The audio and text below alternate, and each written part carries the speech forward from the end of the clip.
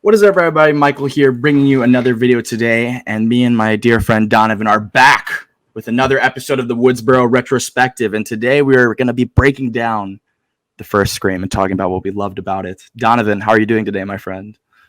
I'm doing great. Been excited to record this episode all day, and like you said, jumping into Scream, 1996, not 2022. Excited about the one that started it all, kicked off a craze. The reason we are here doing this today, right now.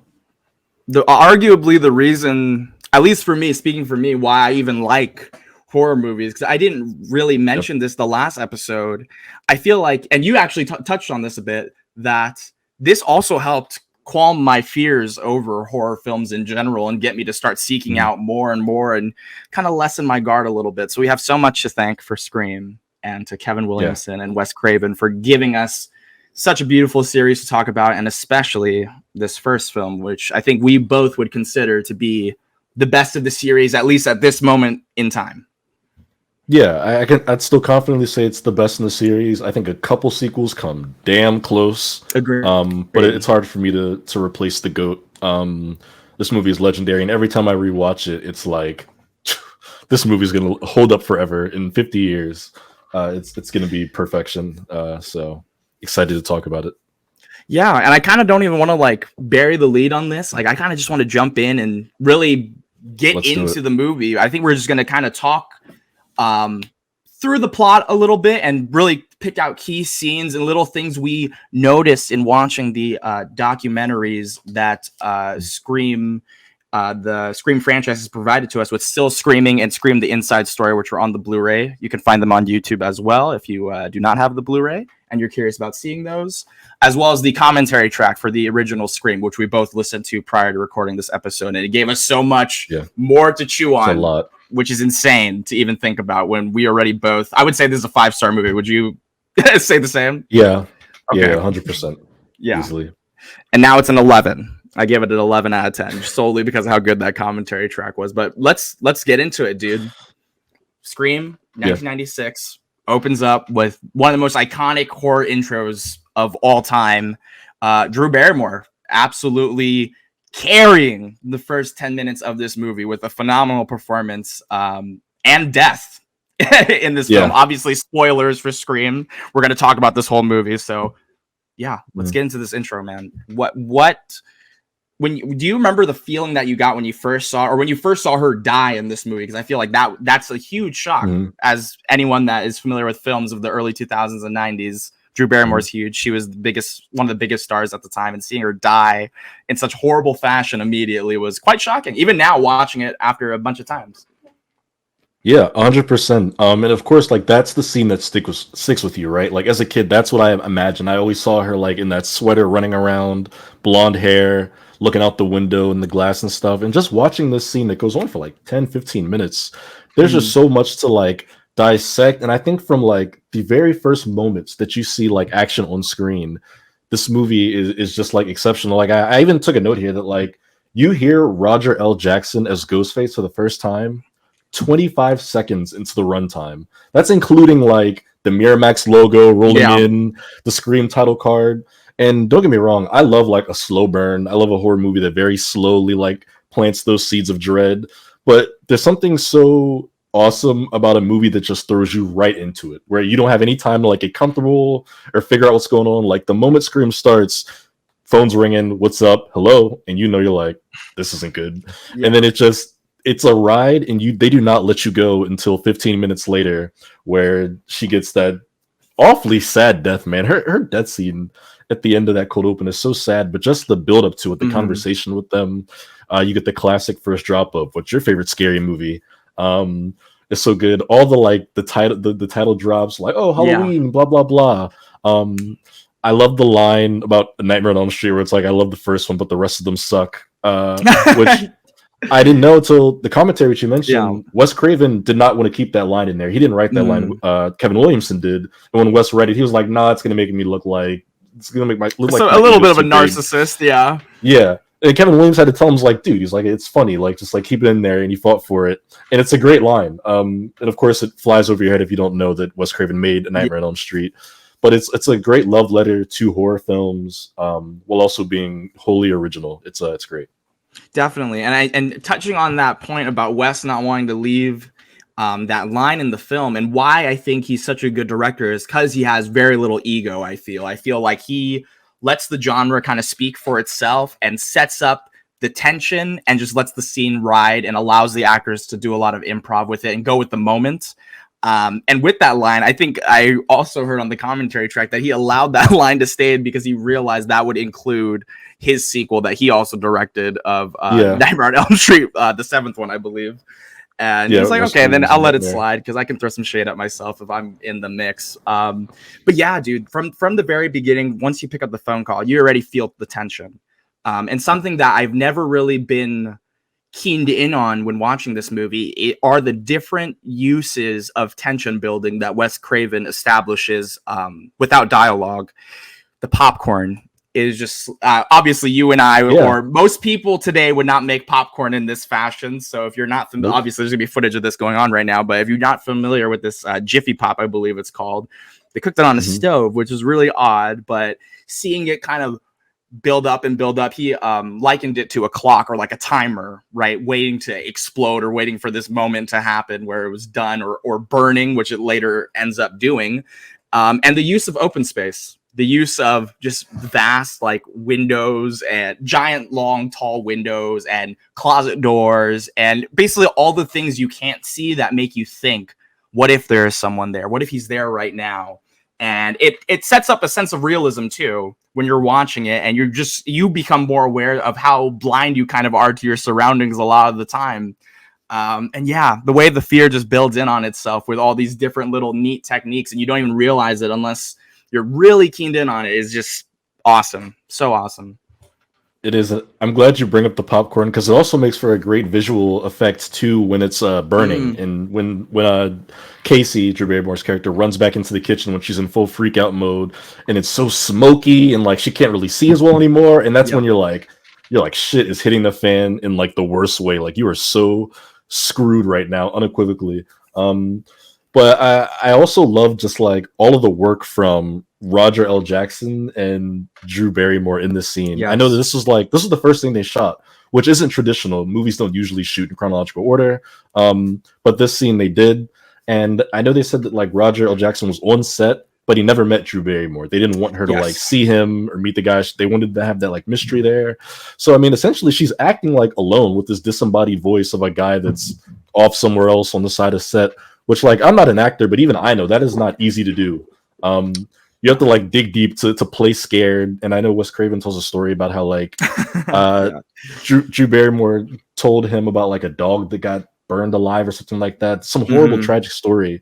And Wes Craven said he'd like remind her of it right before he like started rolling cameras so that she would like freak out and be thrown off. He would say like, I'm turning on the lighter or something like that. She'd be like, oh my goodness, no. And she would just lose it. So man, crazy. Yeah, which is like insane. I'm like, you absolute madman. Yeah. But to speak to Roger L. Jackson, just so many of his lines as Ghostface here, like, oh, I want to know who I'm looking at. And then she's like, what? And he's like, I want to know who I'm talking to. And moments like that where you realize you're like, oh, like he's here. Because obviously you call somebody, he could just be like threatening her from across town. But when he starts dropping those clues, it's like, he's already like, you're already past the point of no return with this guy. Yes. And something really cool that I noticed, and I've seen this movie 100 times, I've never noticed this. When she's like backing through the kitchen and she's starting to call the police, she's like, oh, I'll call my boyfriend. He's a high schooler. He'll kick your ass, blah, blah, blah. And Ghostface's like, oh, I thought you didn't have a boyfriend.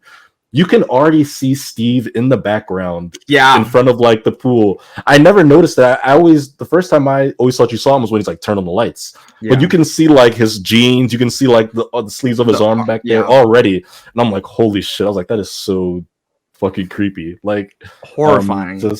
It is excellently done. And also, I must say, it's a pretty cool Letterman jacket. They bring it back in yes. 5. Love the Letterman. Shout out to Woodsboro, man. They got the colors. They're repping it. And poor Steve, too. We have to mention that because this is one of the scenes, the many scenes in this movie that the MPAA tried to cut or take out or alter in some way. And I believe on the Blu-ray, it is in its original form. But very, very graphic. And it immediately sets you up for, oh, this guy isn't just like a murderer. Like, he's a sick bastard that enjoys doing this, gutting him literally in his insides on the outside. over a question that many people would get wrong. Oh my god! About Friday the 13th, when Ghostface basically he plays a game with Casey and makes her play a trivia game about scary movies. If you've seen the movie, obviously you're familiar with that. And they get to the question of who is the killer in Friday the 13th. She answers Jason. She says, I know this one's my favorite. It's Jason. And immediately, if you're a big Friday the 13th fan, you already know that it was his mom in the first one, Mrs. Voorhees. And your heart just kind of sinks when you're watching this. And you're just like, no, this can't be. And then she turns around and Steve, he's just done immediately. Guts hanging out, a light little flashes on and off, and he's gone. Horrifying. It is such clever writing and such a great in-movie little reveal, just because something cool about Scream, and they talk about this also, I believe, on the commentary track. One thing they really wanted to aim at was the audience. You watch scary movies and you're like, oh, I would never do that. This character's so dumb. They really wanted to show you we're gonna give you characters that do what a sensible person would do, and they still die. And I'm like, there are so many people, and honestly, I was probably one of them up until I saw that movie. Where if you asked me to laugh at a situation oh, who's the killer on Friday the 13th, I'd be like, Jason Voorhees, off the rip. And there's probably so many people watching that movie answering the questions in their head. And when he asked that question, they're probably in their head Jason, duh. And then she says it, and he's like, no, I'm sorry, that's incorrect. And even as an audience member in your head, you're like, wait a second. What do you mean? It's it's his mom. Because you could have seen Friday the 13th years ago, and it's a detail you can forget because Jason's so synonymous with the franchise. Totally. A lot of people don't know that the hockey mask doesn't show up till part 3, I think. Yep, he just wears a bag over his head in part 2. So it's stuff like that if you aren't a horror fanatic, you would just say Jason. And I'm like, damn, what a smart question or a smart piece of dialogue for Kevin Williamson to put in the movie right there. And her panic in that moment is so good. R.I.P. Steve. R.I.P. Steve, man. R.I.P. Steve. And that's when Casey's just like, I gotta get out of here, and she dips. And that's when you just you realize that she's not making out of this movie. She is not going to be making out of this intro scene even. She gets stabbed. And one of the most upsetting scenes, maybe in the series, crawling up to her family, trying to say mom. So mean. And just gets taken out. Yeah, definitely very mean-spirited, which the series definitely goes there. It tends to stay more on the medium to light side of the mean scale, I would say. And when it goes there, though, in this series, it just full sends it. I mean, we've talked about other scenes later on in the series that are very akin to this, that are extremely upsetting, and this is one of them that is so effective, especially because Drew Barrymore is always one of the most lovable actresses and characters in just about every movie that she's in, and she seems like a sweetheart. Casey seems like a sweetheart in this movie too. So it's a shame. They're great, and it's that realism of that idea that help is so close. She's watching her parents walk up the steps, but since she's already been sliced, her voice can't even make the words. And I've had that nightmare when I've had a nightmare where I'm calling for help and I can't speak, and I'm that's such a real fear, that you're calling out mom, you can't vocalize the words. And little do they know, they're walking in the house oh, the flowers, blah blah blah, and their daughter's gasping for air with blood gurgling out. And then I love how she reaches up and grabs and pulls off the Ghostface mask, but we don't see who it is, just visually setting up that mystery from the opening scene that okay, this is somebody, this isn't a random escaped prisoner or something, this is somebody familiar. And that's I think what makes this scene so effective. Obviously, like I said, we're talking spoilers, so we're going to talk about the killers, and I think this is a good time to bring up at least one of them right now, in being Stu. When you rewatch this movie and you realize that Stu is 99% the one who did this and killed his ex and killed her boyfriend, it adds a whole new layer of ew factor to this scene. Especially knowing that Casey saw him before she died is just so messed up. That was the last. Oh, that's so fucked up. And the worst part is, that he probably had so much fun getting to get his revenge, whatever sick twisted shit he had going on in his brain. Yeah. But I do think that on some level it had to have been a two-man job, because I listened to Ghostface and I'm sure, I'm that's Billy Loomis. That's got to be Billy Loomis on that phone doing all that voice work. I mean, obviously Ghostface is always the same voice actor, but in universe, I'm that has to canon. Be I'm Stu isn't that smooth. He's very jittery and off kilter. Definitely. But yeah, that is really, really rough. And Casey's legacy, she kind of although her character's only an opening scene, her legacy has an impact on the characters in the rest of the movie going forward. Most definitely. I think it shaped how you perceive the initial character introductions of every character in the Scream movies, the sequels going forward. And not to talk about Scream 5 too much, but the way they kind of recreated or redid this scene in this first one in a new inventive way with Jenna Ortega's character was excellent as well. And I feel that this Casey scene definitely sets the precedent for what this series is. It's smart. These people know what horror movies are. They're aware of it. And they live in a world where that's not going to save you, as contrary to what audience members like you and I would always think during every horror movie we watch. So yeah, very, very messed up intro. One that absolutely hooks you in and reels you in right from the beginning, or one that may honestly like turn some people off from this movie right off the rip. I would hope not, but yeah, very, very challenging, great scene. It is absolute excellent stuff, and something that's funny to me, because after this you don't really get much resolution. You just kind of go straight into character introductions, and boom, Sidney Prescott. And I took notes for this podcast, and my notes for this line I just have all caps Nev Campbell. This is the opening scene. Yes. Just then you realize, this is the final girl, you know? Yeah. You're like, oh, here's a protagonist at minute 18 or whatever in the runtime. Yeah. Which again, ballsy filmmaking move, excellently done. But Nev Campbell's great. Sidney Prescott is just charming from like the moment she starts speaking.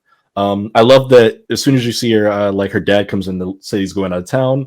I love that visually they don't comment on it. The characters, they just show you that like her closet door like jams, like she keeps it open so that people can't barge in on her, like just a privacy measure, something any teenager would do if you had like a weirdly designed house where that was possible, which I'm sure plenty of people do. And then of course that comes back to save her life potentially like 30 minutes later. Again, just great visual storytelling. But in the scene we also meet Billy Loomis, who this dude's shady as hell from the moment he walks onto that screen. The best thing about this movie is that it info dumps so much information on you very subtly, and it kind of just feels real, like good dialogue. It doesn't feel like expository dialogue just to get to know these characters. You learn very quickly that Billy is a movie head, and he talks in all these crazy terms that no one would ever say to their lover. At least I would hope not. About taking their romance to the next level, comparing it to MPAA ratings and whatnot. And yeah, he definitely seems like a shady character right off the rip. And I think that's another beautiful thing about this movie series, are the use of red herrings. And for those that are not familiar with the term red herrings, it is basically like a false suspect, someone meant to throw you off from the main suspect of the whodunit. And this series weaves red herrings in and out of like every single scene almost once they introduce new characters, especially this first one, to the point like I wish I remembered the first time I watched this like what I was thinking and who I was thinking the killers were at each separate moment. But it's very easy to see that, I mean, at the beginning you're so unaware of these people's history or backstory that what they're saying, and because of all of their knowledge of horror, you're like, it could be any one of these guys. And you had brought up the detail of the boots to me, if you want to talk about that as well with the male characters in this movie. Yeah, so obviously when Ghostface is doing his thing in the beginning, terrorizing Casey, he's got on black boots. And throughout the movie, just about like every adult/teenage male character is explicitly shown wearing black boots. Like when Billy drops the recorder, the cellular phone, you see he's got these generic black boots on. When the detective or the deputy is like giving Dewey orders, he like stomps out a cigarette. You see he's got the black boots on, and they do this like a few more times, and that was a visual decision by Wes Craven to like set it up so the audience is like, oh, that's the guy. And then even the point you made about red herrings, it all goes back to the idea of the movie knows that you think you're smarter than the movie. Yeah. So they're doing things so that in your head you're like, oh, I already know you're gonna do this. So like the movie points a finger at Billy so early and so blatantly that as an audience member, you're like, well, it obviously can't be him. He literally drops the phone and you zoom in on it. Of course, he's innocent. But it's just a case of you thinking you're one step ahead and them being two steps ahead. It's just, it's brilliant work all the way through. Yeah, it's nuts to think about that. You know, no, he literally just dropped the phone he used to call her, and she was right. That's it. That's it, and it's as simple as that. And because you're overthinking it, like you said, you're like, well, no, now it can't be Billy. And then you're trying to figure out the geography of like these houses or the school and be like, how could this person be here? What's going on? No, go for it.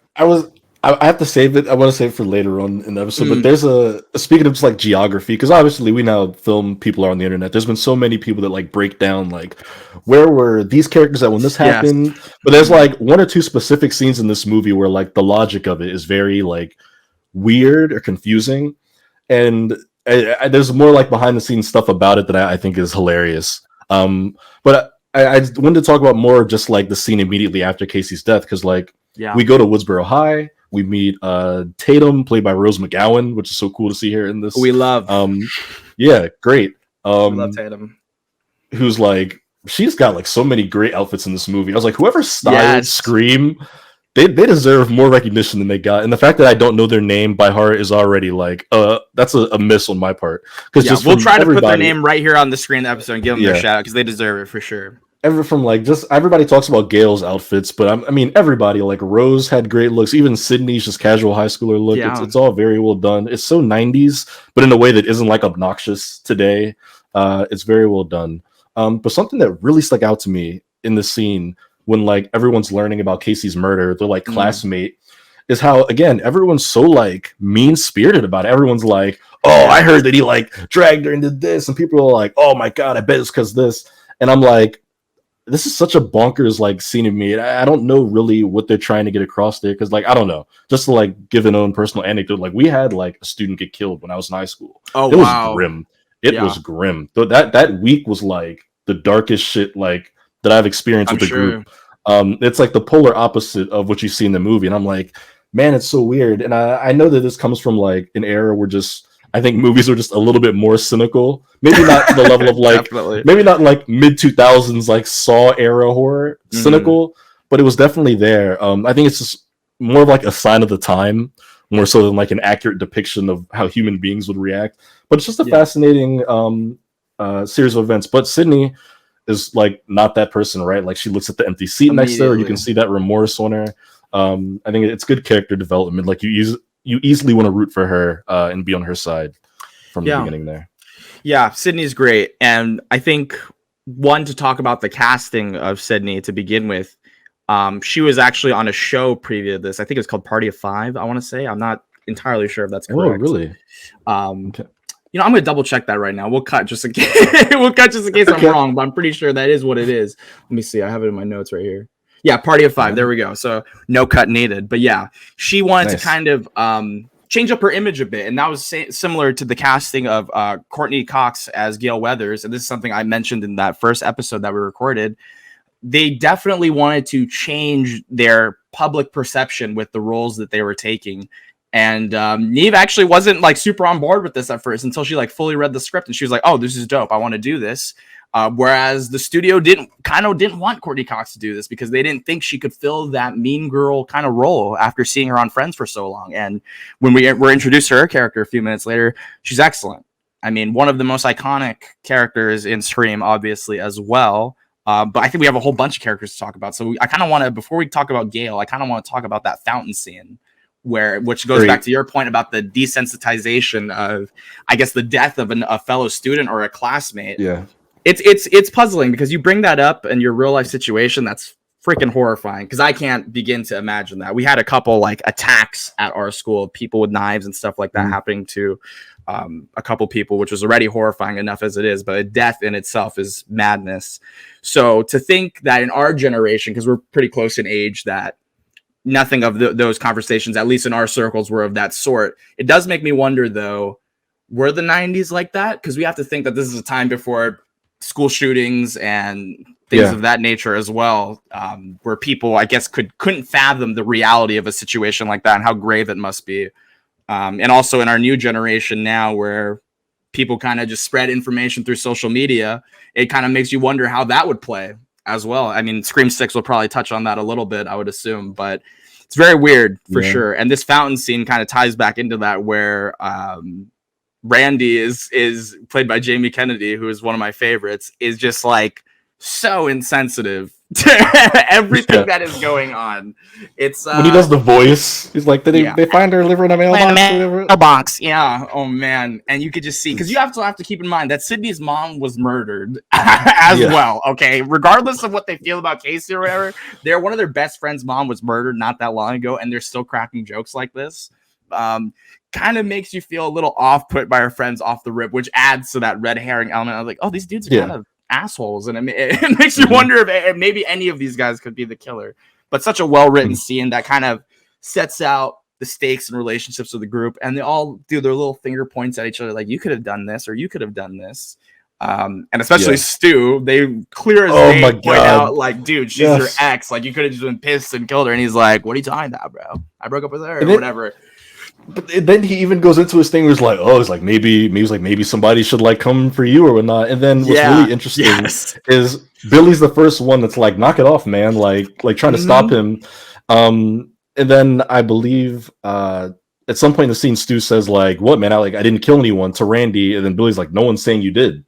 And in the moment it comes off as like, oh, Billy's just like annoyed by Stu like messing with the situation, but really that's him like, dude, like, shut up. Like, Billy is like so menacing through this whole movie too. It's like he just seems like such a, I never want to judge someone by like a book by their cover, but he's just such like a menacing dude constantly. Oh yeah. Just seems like he doesn't want to be there, angry at the world, and he's just like, yeah, don't talk about my murderous tendencies at all, please. It's written all over him, but they're all great in that fountain scene. It's iconic. One of the many iconic visuals I have when I think of this movie, and one that gets a callback in at least a couple of the sequels, specifically the modern ones. Yeah, I think after that we get Sydney at home. We get our first look at Gail on TV, which this movie does.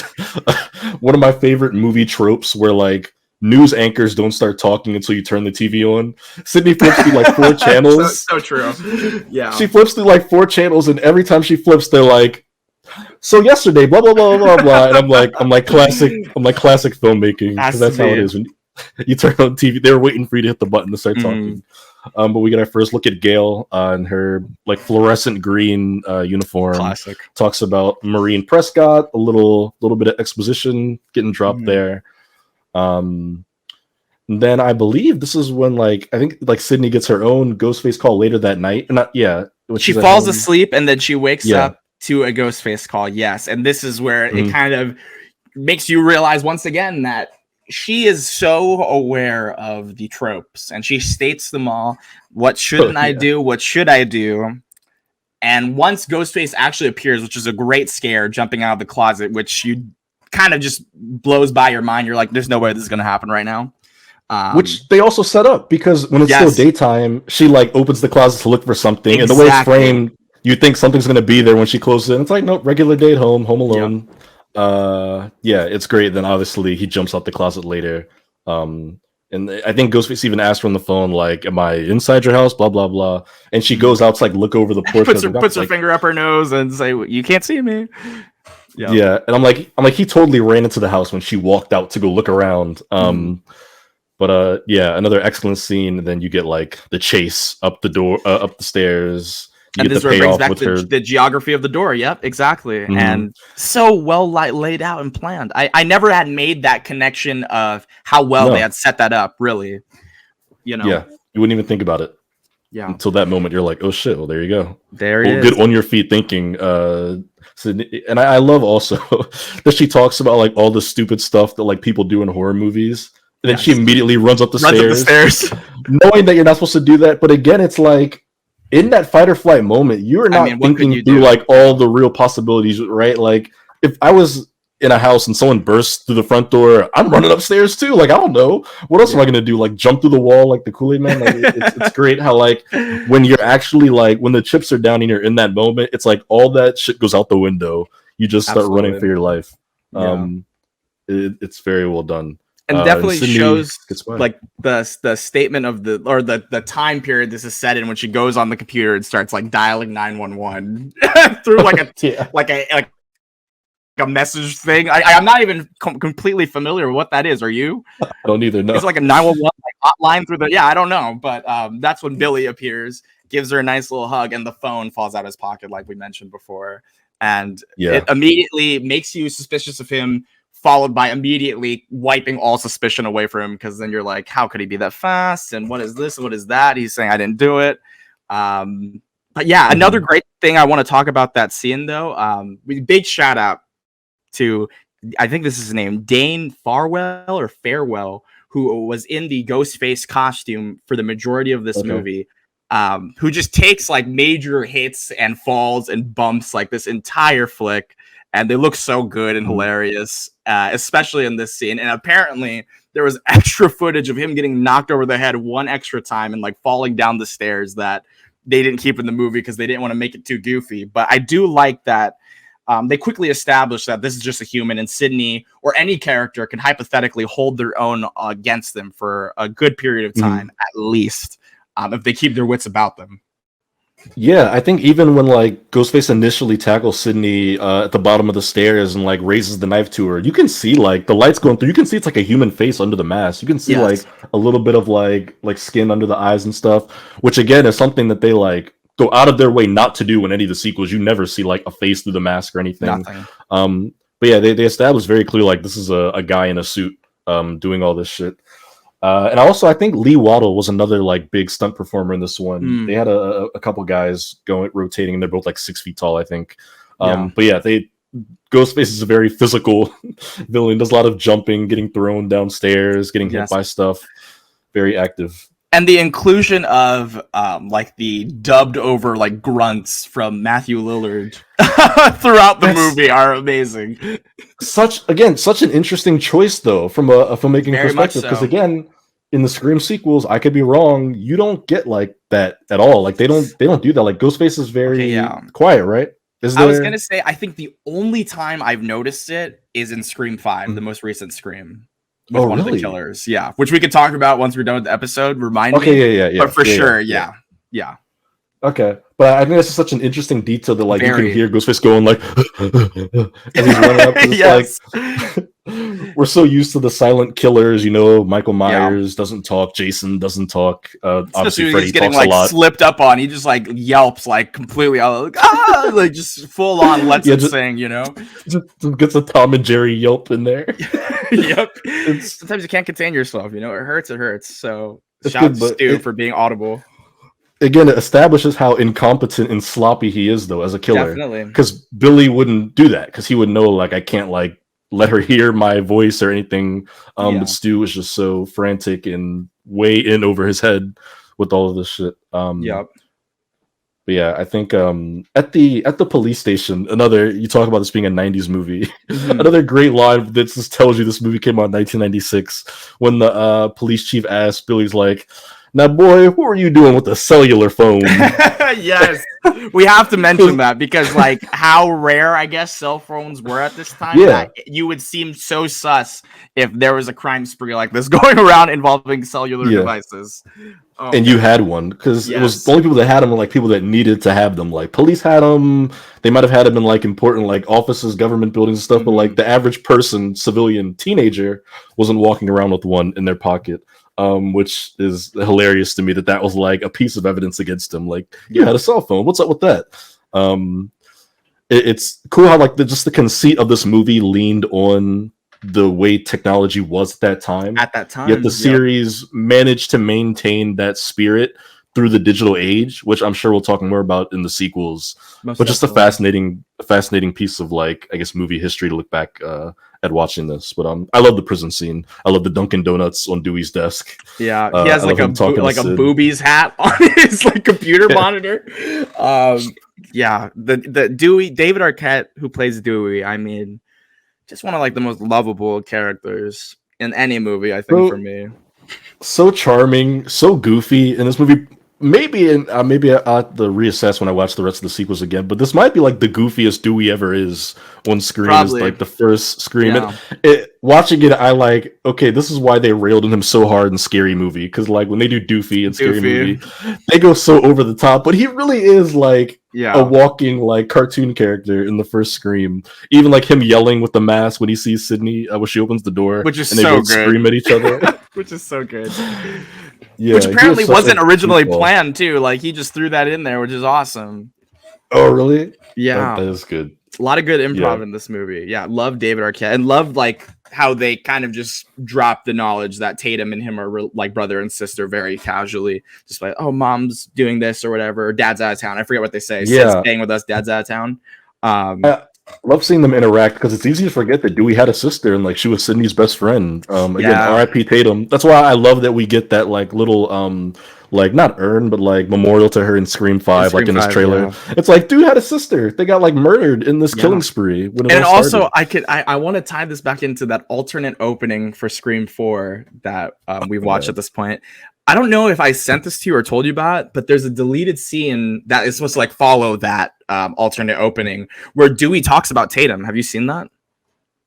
I've heard about it. I don't know if I've seen the deleted I wish scene, that was I know that exists. I wish that was in the movie because I think that's the one thing I think as an overall critique of the series I would say is that sometimes there are characters that feel so vital to like this main cast that get knocked down or get killed and you're just like, they were kind of sad about it for like 5 minutes and we've never talked about them again. Mm-hmm. But it is the nature of a movie like this, so I can't be too mad about it. It doesn't take away from the quality of it. But I do wish that there was a little bit more acknowledgement of those things for sure. Yeah, I think that is just a symptom of the genre. It's a slasher. If they did stop to have like a funeral service for every victim, they would just slog on. It'd be a whole thing. I get it. But yeah, no, I do agree with you though. We're like, I'm like, damn, sometimes I forget that Dewey had a sister watching like Scream 3, 4, 5 because they never talk about Tatum.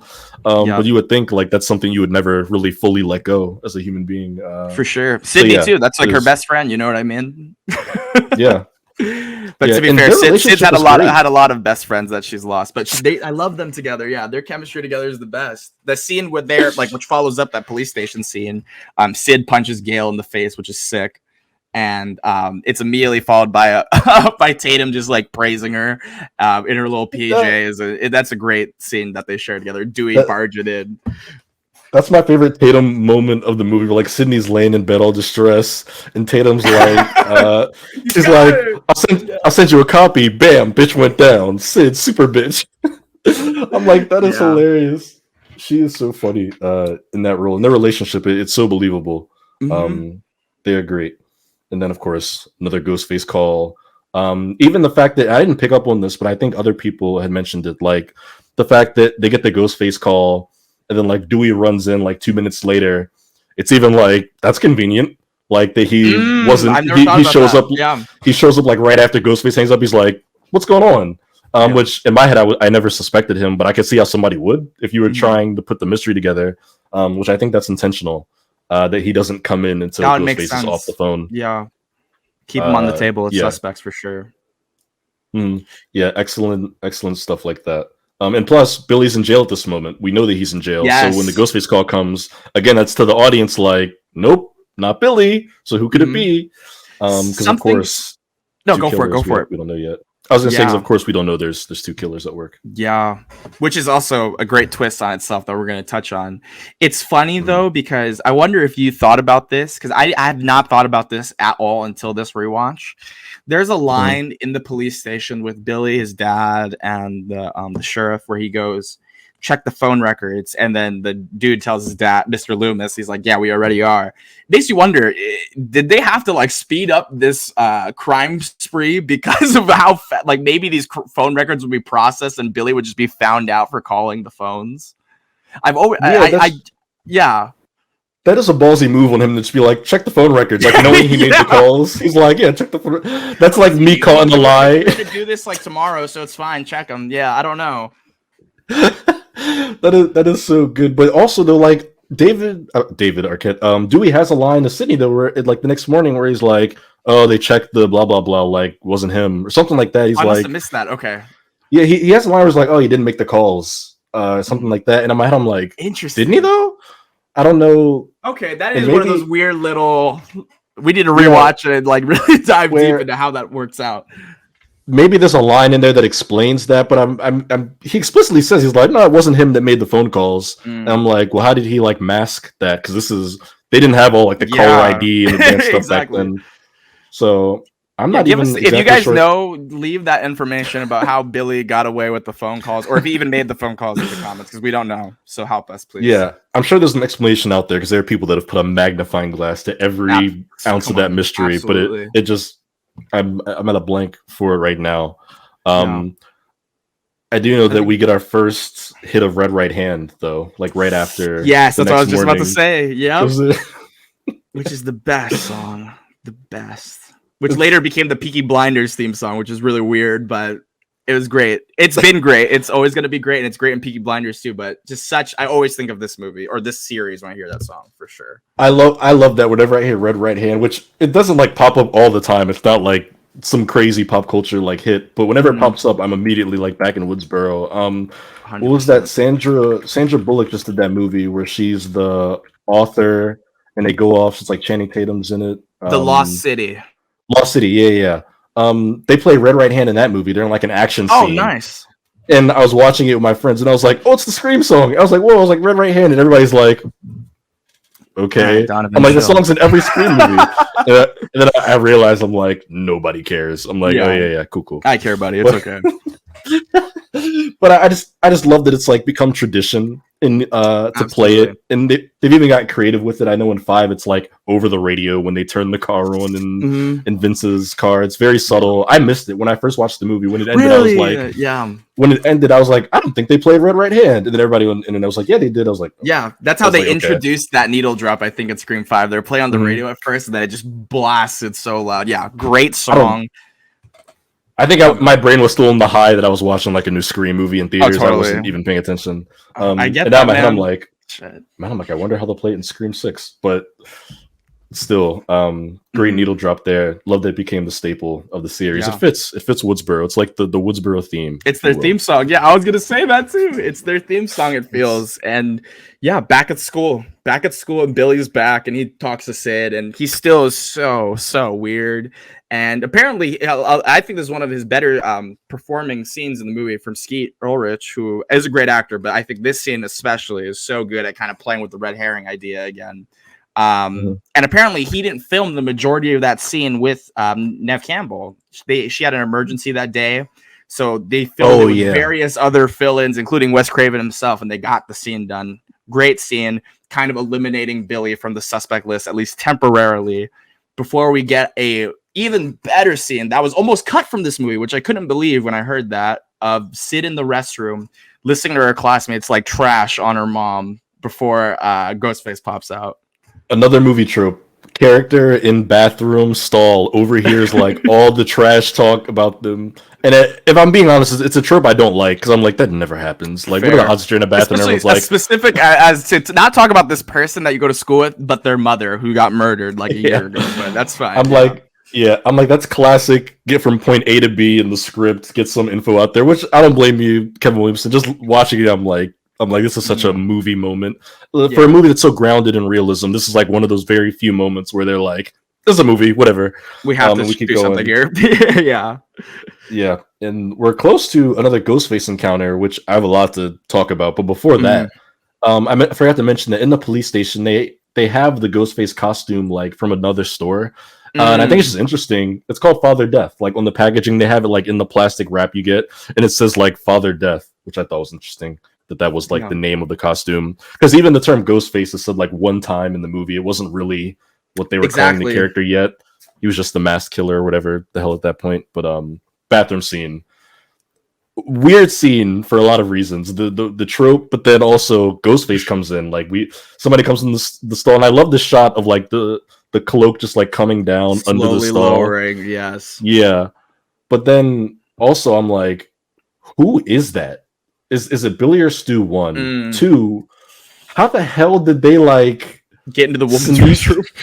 Yeah, they snuck into the. I'm like, what a crazy risk for like very little payoff. Like I was like, so many people could have and should have seen them. And this isn't like my original idea. This is a heavily like scrutinized moment of the movie. Where people for are sure. Like, I feel like the ending of this scene where she just runs out and no one checks the restroom is also like a very odd thing. Yeah.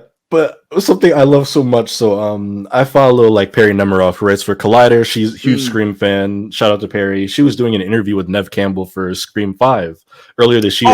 Okay, I think I've seen this. Yeah. Perry asks her, she's like in that scene in the original, and when you're in the bathroom, and Nev Campbell's like, yeah, she's like nodding along. She's like, when we see Ghostface in that stall, she's like, was that Billy or Stu? And Nev Campbell's like, I don't think it really matters. She's like, so like, yeah, I don't really think it matters. And you just see like on Perry's face, the interviewer, she's like so defeated. She had this idea in her, she wanted to know so bad. And like Sidney Prescott herself's like, so like, I don't really think it matters to the story all that much. And I think it's just funny because like as fans, we obsess over these movies, we watch them, we look at every detail, but like an actor that's in a movie, or even filmmakers sometimes, they might see it at the premiere, they might rewatch it with family, but they don't like obsess over their work like we do. Same way we don't obsess over our day jobs. So it was just a funny, like, kind of like back to like bring you down to earth moment where it's like, maybe we don't need an answer. Like maybe it doesn't matter who it is in the suit there. Like the logistics of it don't have to be perfect because it's a movie. But I just thought that was so funny that the Nev Campbell's like, I don't know, who cares? Yeah, I think it's always fun to kind of like guess and kind of figure out where was who did this kill, or where was this person when this happened once you've seen the movie once. But I think there's also such a fun aspect of just letting it ride, especially with the horror genre.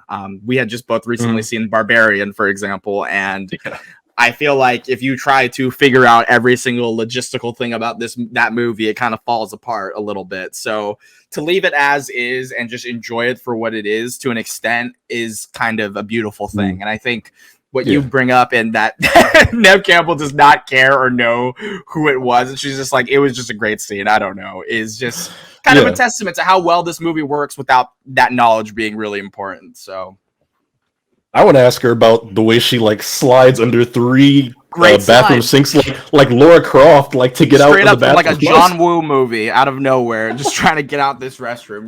I mean, I can't blame her. I don't know if I would have been as cunning to try the same move, but she got out of there. Yeah. I was like, look at you again, quick on your feet, Sid, because I would have just tried to like run through Ghostface like a football player. Another great moment. Great. But that's what I was alluding to earlier, though, when I was like, geographically, I have a couple scenes that I want to bring up because it's funny. I have one later on that I want to talk about in the final act for sure that I've been keeping in mind since you mentioned that. So, I think what we haven't mentioned yet, and this ties into like the following scenes of the movie, which sets up the finale, is Henry Winkler, dude. Henry Winkler as the principal is so fun in this movie. As a fan of Barry, I really love Henry Winkler, and I always forget that he's in this because his role is very small, but so good. The scene where he kind of is reprimanding the students for wearing the mask around. You should be ashamed of yourself. And he's holding the scissors all crazy. Again, watching that scene, I'm like, these kids are so dead wrong. They deserve all the suspensions, like whatnot, for like dressing up as an active serial killer and coming to school. Yeah, totally. Like when he takes the shears and he's like, justice would be if I like cut you up, and I'm like, wait a minute. I'm like, we might have to call the superintendent now on this dude. Oh man. And I'm like, I think that's totally to like set him up as yet another suspect. Obviously, an outside dark horse suspect. For a very brief moment, he's a dark horse suspect. Yeah, but in the moment, I'm like, all right, dude, like you don't want them to like take this to the county because you will like get removed from your position. But yeah, he's great in that scene. It's funny that you bring that up too, because on the audio commentary, I didn't realize how much like guff they had to deal with in filming this movie in a school. Apparently, the Santa Rosa School Board, this scene in particular is one of the scenes that they were like, we can't let you do this with the script because of how scary Henry Winkler was with his dialogue and how threatening he was. And they were like, he's a high school principal. He can't be saying that. But thankfully, they left it in. It got through. As did the fountain scene, which was the other really highly contested scene from the school department. I think that one they had to shoot like somewhere else at like a recreation center or something like that. Yeah. Which thankfully it still came out okay and it all worked out for the better. Who knows what this movie would even be like if the MPAA really got their hands all over it and changed it up? We have no idea. So weird to think about. Crazy to think about. That's insane stuff. And then, like you kind of alluded to there, you said Principal Hembry's only a suspect for a few minutes because he gets killed a handful of scenes later, which I didn't know to watching the audio commentary or listening to the audio commentary. This is a good point. They made him Craven and Williamson put in an extra kill because they were like, there's 40 minutes of runtime where nobody dies in this slasher movie. They're like, people like, we need action here. People are going to get bored.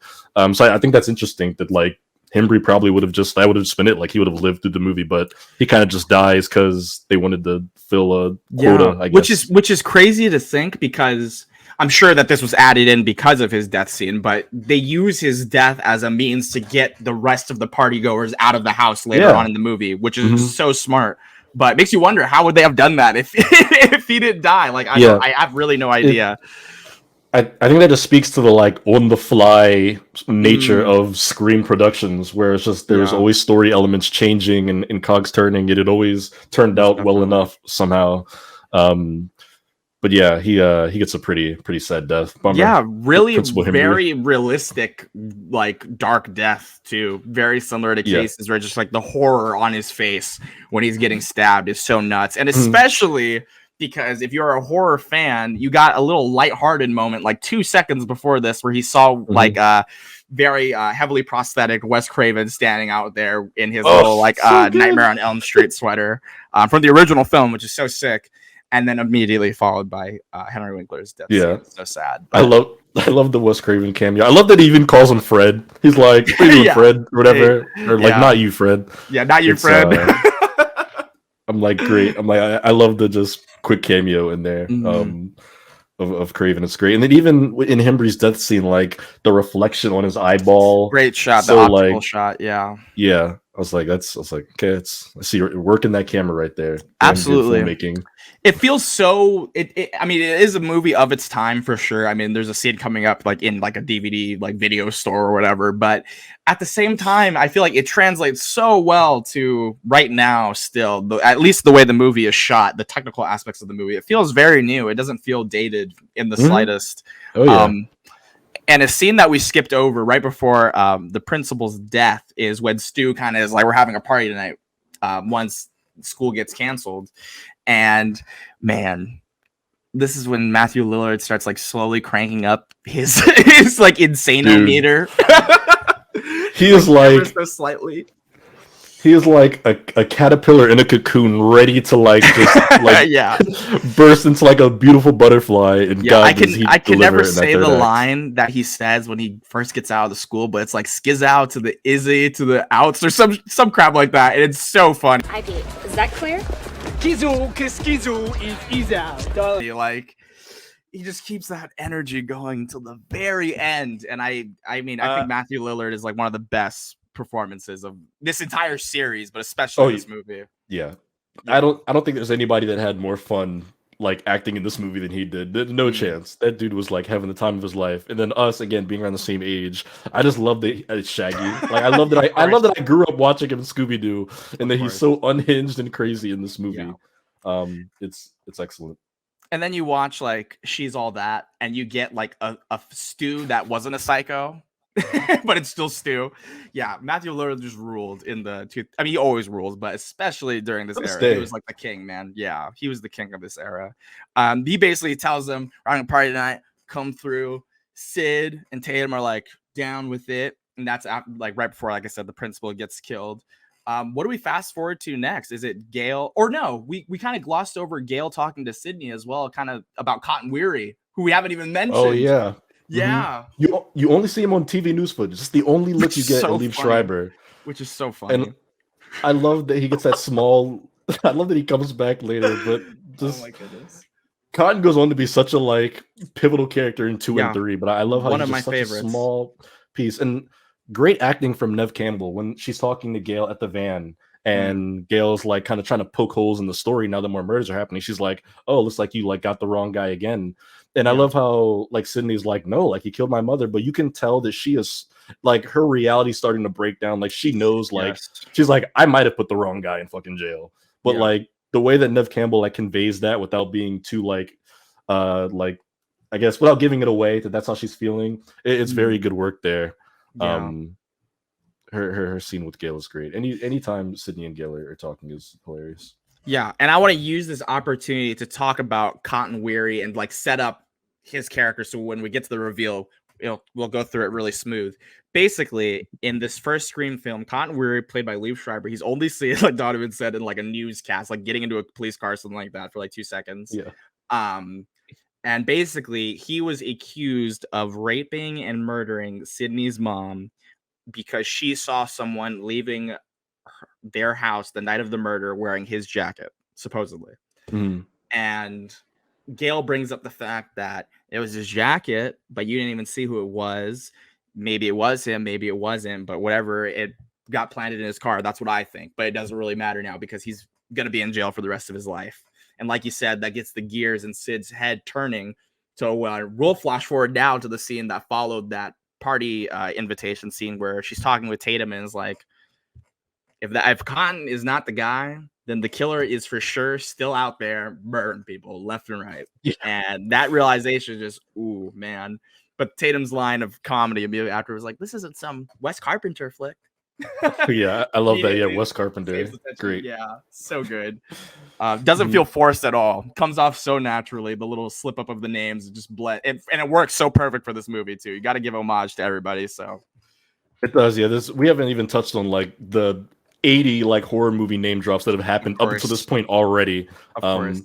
But it's great. And then even to rewind just like 2 minutes, I think, in the film before we leave the school, when Gail and Dewey have their first like real conversation, and their banter back and forth is so good. Dewey says to her like right before he walks, I was like, oh, by the way, like you're much prettier in person. And she's like, oh, I thought you didn't watch. And he's like, I'm 25 now. He's like, I was 24 for a whole year.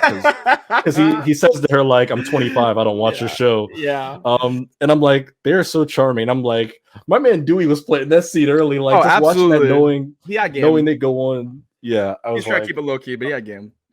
Yeah. I'm like, okay, Dewey. I was like, you're not that much of a goofball. Great, like, just setting up their romance there. Most definitely.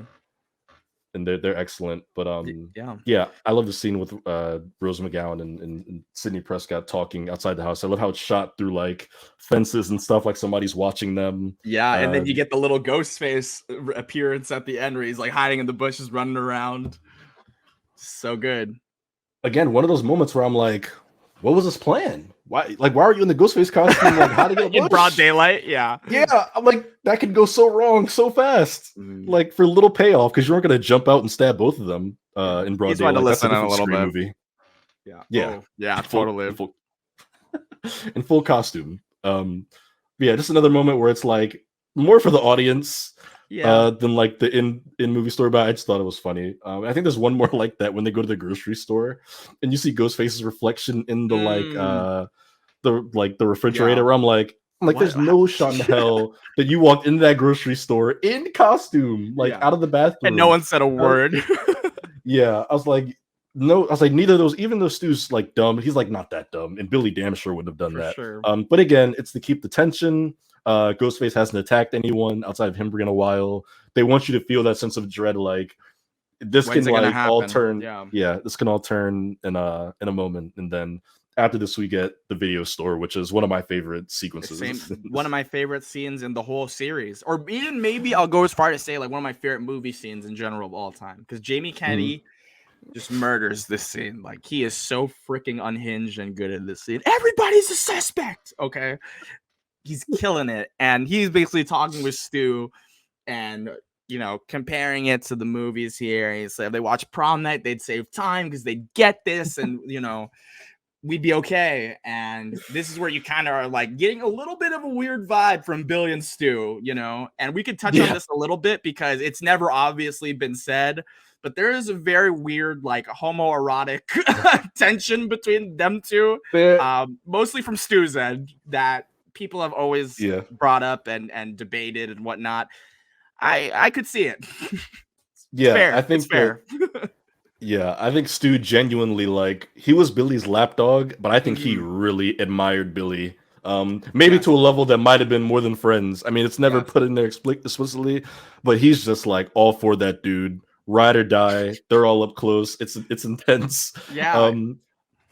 Randy has, which might be like in my top 5 favorite lines of this movie, when he's still trying to like point the finger at Billy while talking to Stu, and he's like, he's like, if you were the suspect in a senseless bloodbath, would you be standing in the horror section? Yeah, I'm like, that's so funny that Stu's just like, not Stu, Billy's just looking through the horror movies. He's talking to girls, homicide. Yeah, man. Oh, such a good scene. Poor Randy, when he talks Stu like accuses him of like being jealous of Billy because he's with Sydney. Yeah. And then Randy kind of like lets his guard down. He's like, "Do you think Sid would go out with me?" There's a chance. Yeah. The way Stu laughs at him, he's like, "You?" And he just, I'm Gives like, a little that's point so, and like, everything too. Yeah. I'm like, damn. I was like, poor Randy. Yeah, man. Randy just gets cooked for these first 2 movies, bro. Oh yeah. I mean, come on. He goes through it, but amazing scene. Love the video store scene. It made me miss video stores because they were on their way out as during our childhood. But good times. Good times. Good Jamie Kennedy scene, man, for sure. This is his best movie out of his filmography, for sure. Oh yeah. 100%. Yeah, shout out to Jamie though. And now we're at the finale. We could just spend the rest of our time talking about how great this ending of this movie is. This lasts like 40 minutes. I say it every time I rewatch this movie. I can't believe how fast we get to the third act. Like, it's a testament to the pacing of Wes Craven as a director and filmmaker. Scream is like an hour and 45-ish minutes long. It feels like a 50-minute movie every time I watch it. Totally. Like when we finish the video store and the shopping, and then we're like seeing the house, I'm like, there's no way we're at the end of this movie already. But that house scene goes on. Like, I think there's like 40 minutes left in the runtime when we first go to Stu's house. They take their time with it. It's so well done. I love the entire layout of Stu's house. I love everybody sitting there watching Halloween. I love them all making fun of the movie. There's so much to pick through this movie. I love when Sydney's looking through the DVDs and she's like, prom night, Halloween. She's like, why is Jamie Lee Curtis in all of these? And Randy's like, she's the Scream Queen. You can tell that Halloween was Kevin Williamson's favorite horror movie. Oh, most definitely. Most definitely. Watching this. And who can blame him? Because there's a moment a little bit later on when Randy gets the call that Henry Winkler's dead, and the Halloween score is on the back of it. And it just fits so perfectly with what's going on, man. It's awesome. Awesome shot. Awesome sequence. So good. And they do it 2 times, because when Randy's laying on the couch by himself and Ghostface walks in, and it's like, Jamie. Yeah, you get that hitting. It's like, doo. I'm like, that's so cool that we got like the Halloween sting on like in Scream. And I'm thinking, and just knowing how we were talking about it off camera, just about how like meticulous it is with rights to like different songs and footage. Like, I'm think that's so cool that they were able to do that. I don't know if it was easy or difficult to put that in the movie. Yeah, but, honestly, I have no idea either. I love seeing stuff like that. Scream has always been a love letter to horror movies, and like, what better way to do it than to kind of put one of the greatest on a pedestal like that during its iconic sequence. And just ties in so perfectly with the turnaround. I know we're skipping ahead, but to talk about that, him on the couch scene, the turnaround Jamie gag is just so perfect. And it's a joke within a joke, and it's just stellar. And that's all I want to say about that before we get there. But yeah. I'll say my piece about it too. The more layers, there's more layers the more you look at it, because obviously he's like, turn around Jamie, and the joke is that like he needs to turn around. But even the fact that like he's talking to Jamie Lee Curtis and he's played by Jamie Kennedy. Turn around Jamie. It's hilarious on so many levels. Even on the 10th rewatch, I'm like, what a scene. What a scene. When we first get brought into the party though, I love how quickly they set up the geography of the house. Which is perfect. They use Gale and Dewey, and Gale kind of planting the cameras to kind of show you the ins and outs of it a little bit. Plus Sid going with Billy upstairs to lose her virginity, which is something that we should talk about for sure. I've kind of setting up that upstairs area as well, which is where my geographical problem will come into play later on that I want to ask about. But yeah. Okay.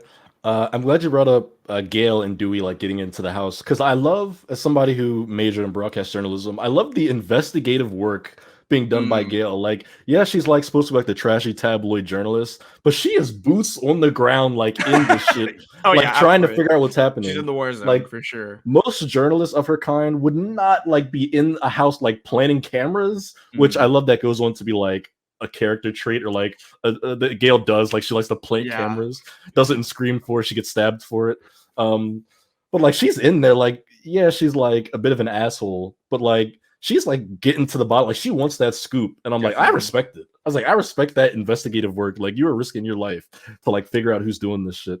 But yeah, it is excellent. This entire house party scene. Yeah, so good and such like a fun scene initially, right? Mhm. You don't really Yeah, know what's gonna well, happen yet. It's pretty charming, and I'm not sure the order of events that happens here. Is it? I'm pretty sure Tatum gets killed first, and then the rules explanation happens. Yes, or is it the other way around? yeah, Tatum gets killed first because by the Okay, time when not Billy, when Randy's given the rules, that's like intercut with Sydney and this Billy having like the sex, sex and scene. Okay, you're right. yeah, Tatum's dead by then. I'm pretty sure. If not, someone will correct us. Because now that I'm Yeah. saying it out loud, I'm like, well, is it? But her death scene is still pretty early, and Mhm. I'll say it. It might be like maybe the most like I know Casey's death is disturbing, but like Tatum's death is really disturbing. That's because she doesn't get Totally. like your traditional stab, getting like stuck in the cat door and jammed up into the garage Yeah. door. I'm like, that's a bad way to go. Getting your body like crushed like that. And then you That's realize that really that was probably her boyfriend that did it too. Makes it even yeah. like way Yeah, more messed up. It's that's like, oh probably my Stu. goodness. Yeah. But And their her little whole interaction at the beginning is like so so innocent good. too. Yep. Yeah, so good. And then it just It's spirals out of control. it's got great moments. I mean, don't kill me, Mr. Ghostface. I want to be in the sequel. Mhm. Even like non-horror movie fans can quote that line to you from this movie. Um, I love that she's talking and Ghostface is just like just Mhm. non-verbally replying. Also, that's the first time Ghostface is said in the movie. It became a thing in the Yeah, there you sequels go. that everybody was like, "Oh, that's Ghostface," but like that was just like Tatum calling the character that Mhm. in the moment because the mask looks all white. Because she Yeah. calls him Casper too, like a couple seconds later. Yes. Um, and this is another moment where you hear sounds because when he attacks her, she starts Mm. throwing the bottles at him, and she hits him with the beer bottle, and he's like, Yeah. "Ugh!" And I'm Yeah. like, it's so weird hearing It's Ghostface be so it's his vocal. little mannerisms and his grunts and stuff is what makes Ghostface like so iconic because even when he Mhm. leaves the garage after Tatum gets squished, his little like peep around and just shuffles out of there is so funny to me. It's like, oh my goodness, man, you're like a cold-blooded killer and you're acting like this. You look like a fool. Yeah, while still being on brand with again, who's probably in the suit at this point, Stu, incredibly Absolutely. flamboyant and wavy and all over the Yes. place. That's Yeah. totally how he would dance around in that suit, Yeah. um, which is great. And then of course, just Tatum's body just hanging there, lifeless. Waiting to be It's pretty like discovered, man. yeah, it's a creepy visual, and it's like again the idea of like there's like 30 people in this house, and she just got like killed alone in the garage, Mhm. and it's gonna be like 10 minutes before anybody sees her body, Yep. and at that point, most of everyone's gone. Yeah, the It's party a starts hell of a starts setup. clearing out, and then that's when we get with the little group inside like that movie room, and Billy and Sydney upstairs. The rules slash sex scene, dude. I mean, this is the scene that kind of sets up the foundation of what this series is. Oh So, yeah, I mean, on one hand, it's like, how much do we talk about it because how iconic it is? Everyone knows it already. But on the other hand, it has to get its yeah, shine because it's just the fundamental Scream textbook template off the rip, you know? yeah. Yeah, I don't think we have to go too deep into it, but should definitely give it some love. Like Randy Yeah. given all the rules of surviving a horror movie, and I love how he's like, you can never have sex, and everyone boos. And of course, this is cut with Sydney having sex with Billy for the first time. And I was gonna mention it earlier during her first scene with Billy, but Mm, something I love about Scream is that like, although it's a slasher, it allows like its protagonist to be a sexual person without like sexualizing her in a sense. great Like point. Totally. slashers always do like the boob shot, and she even shows like Billy or boobs, but it's off screen. They keep it Both like times. Yep. Off they keep it, screen. yeah, they keep it like PG. Yeah, they don't show you. They have sex. It's implied. It's not like overt. They're not like banging and yelling. It's not. It's Can not you like Friday imagine? the Third. My guess. I can't. It's not like Friday the 13th levels. Although I love me some Friday the 13th, Sure. but Yeah. I think it's Oh my just a part goodness. of many things about Scream, and specifically like Sydney Prescott that kind of just like empowers her as this like Mhm. ultimate final girl. How like she owns her sexuality and like she has sex, but like she lives. She gets the bad guys. Like Yep. they're telling you like you can never have sex. She has sex. It's great, I assume, for her, and then she lives. She doesn't get like skewered through the bed for it with the machete. Like they don't Yeah. like twist her head off, and it's like ugh. I don't know. I always thought that was handled very well as No, far I as agree like a with you, man. slasher of the 90s. That could have Yeah. very easily aged terribly, but it's aged really well, I think. Yeah, they kept it For a slasher very, moment. very tasteful, which I think is something Yeah, that there you is go. lost a lot of the time. I mean, I think nudity can obviously be handled in a totally great and normal and fine way, and there are many movie examples each of us could probably give right now that would do so. But generally, within the horror genre, it's a known genre for kind of showcasing conventionally beautiful women in a very overtly sexualized way. It sucks. It's unfair because especially because women are like the cornerstone of this genre and the final girl trope and all of this, But, exactly, and it's not to say. I mean, Neve Campbell's gorgeous. They're not like trying to be like, oh, she's they're not saying like, oh, she's not pretty. Like we all know Neve Campbell's gorgeous. She's gorgeous in all these movies, but they maintain a certain element to her that I've always found so incredibly charming. It's why I think she is like the final girl. I love Laurie Strode. I love Nancy. But like, I was like, Sidney Prescott is the final girl, and 100%. This entire last like half hour just like solidifies that, and they solidify it again. Like after like 4 more movies, they're like, he is the GOAT. But it's an excellent sequence. Randy laying out the rules, and then the kids again. They hear that their principal got killed, and his body was like strung up on the goalpost. The moment. I'm happy that they never showed that imagery. It just kind of gives you the thought that that was so messed up that he's hanging from the goalpost of their school. With his guts out. Supposedly, it's like, oh my goodness. One, how do you have the time? But also 2, that's insane. Everybody wanted to see that. I wouldn't go back to school. Oh, absolutely. I would never. I would stay as far away from that area as possible, please. But another moment was just like asshole teenagers in the 90s, I guess, man. But it works. It gets everybody out the house, and I wrote a note here where I'm like, this moment where we get everybody out the house, we've got pretty much all of our characters accounted for to a degree, the living ones.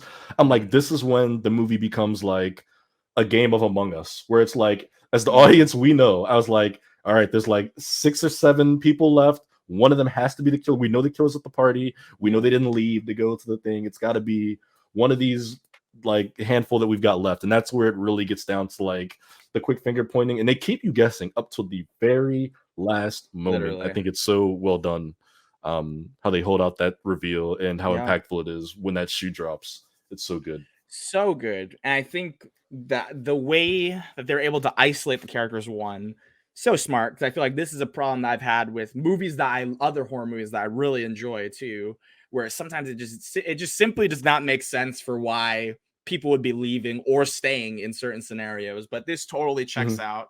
And because it happens so fast too, like right when the party ends is right when Sydney and Billy are kind of putting their clothes back on and getting ready to go back downstairs. And you get the moment where Sydney's like, so who did you call that night? And who was your one call? And he goes, my dad. And she goes, but the sheriff called your dad. I saw him. And just for a moment, you're like, is this the scene right here where Billy's about to be like, I'm a murderer, Yep. And how quickly that turns on its head by him getting fake attacked. But in the moment, you obviously have no idea when you're first watching this movie. Other than the weird, I guess, blocking of the scene where you don't see his front getting slashed, just see him like from the back. And he just gets slashed up by what we know as Stu. And this is where my geographical conundrum comes in. I've never been able to understand this at all. But Sid then runs out of the room. She thinks Billy's done, right? And I think she's like running down to the stairs or like the upstairs, but on the other side. And Ghostface shows up there. But they were just in a bedroom. So is there like another door in that bedroom that leads through like a hallway for him to get around or something? Am I not remembering that scene right? Yeah, because you would have had to seen him like running in like behind her, but you don't. I don't know. It's a big house. Maybe it is. It's huge. I have no idea the layout of it. Truly. I mean, they do a great job at showing you a lot of it, especially they do it again in Scream 5. Of course, you get a great look at the interior of the house, but I don't know. That's a good question. I think it's another one of those Ghostface playing fast and loose. So be it, that Michael Myers element to him. But it is great though. I love that Kevin Williamson and Wes Craven throwing you off the scent of Billy minutes before he's revealed as the killer. They're still like, oh no, it wasn't really him because look, he's getting stabbed by Ghostface. Like just the manipulation in the way you play with the audience. Pure manipulation, dude. So well done. And which is happening at the same time in the movie. We get Gail and Dewey like walking down the path. Love this moment between them. I mean, Courtney Cox and David Arquette. It's no surprise that they got married like a year after this movie came out, and they were together for a long time. I know they eventually divorced, but like their chemistry is insane in this scene. Yeah, like them just talking about themselves, like when Dewey reveals that his real name is Dwight, and he's like, "Oh, I don't like it." He talks about he gets made fun of it, and Gail's like, "Oh, I mean, name's Gail Weathers. I should be a meteorologist." And then that moment of them just like the self-deprecation, then they get like ran off the road and they fall on top of each other. Just that whole sequence that could have gone on for like 10 more minutes, and I wouldn't have noticed. Oh, absolutely, yeah.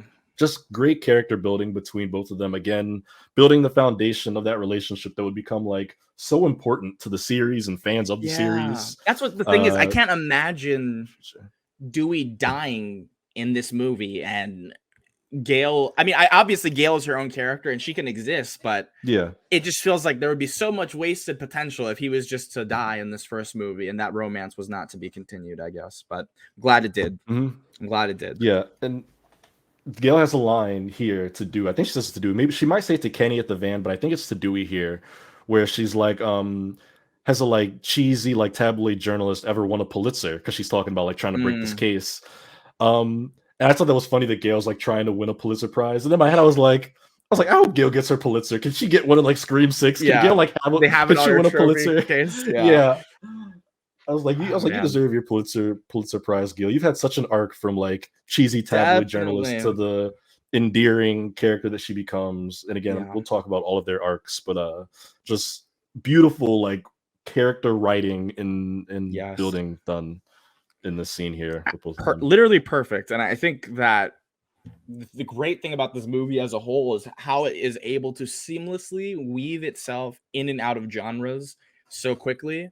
Because this is a very romantic scene, and then it quickly goes back to the whodunit element, because when they stumble and they kiss, they see Sid's dad's car, Mr. Prescott's car, Neil Prescott, just sitting there, and they're like, where is he? We haven't been able to contact him in a few days, so something's going on. They have to go back to the house, right?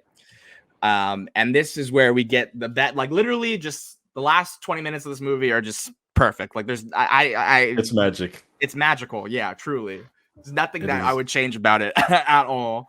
Sid gets out of there and she sees Tatum's body in the garage. Kind of does her final girl circuit, or at least the start of it.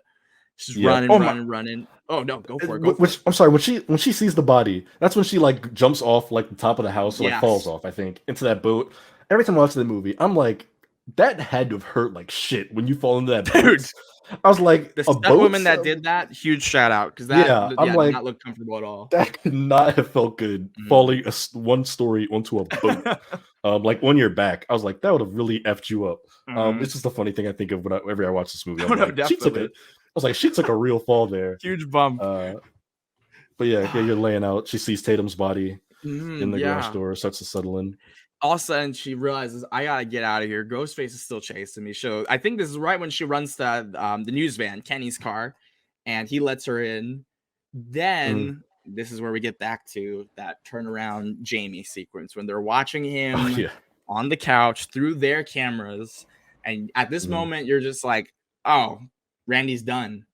But then door slides open. They look out there. The front door is open, and he goes, "There's a 30-second delay." And you just go, God. "Oh no, this is not good." This is not good. I know I talked about how much the opening scene scared me. I think that the delivery of the actor that plays Kenny, 30-second delay, that shit terrified me to my core as a child. Yeah, there was just something so surreal and like unexpected about it, and brutal. Because again, like they set it up, like she's got the footage. They've been bouncing back and forth, watching the footage the whole time. Kids being dumb. He's sitting there in the van, like eating cheese puffs. He's like, oh shit. He's like, oh shit, it's Ghostface. And we're like, yeah, Ghostface is in the room. And he's like, it's like 30-second tape delay. And he opens the door, and it's just like, immediately, like, before you even know what's happening, that shit scared the hell out of me. Like one of the best scares in the movie for sure.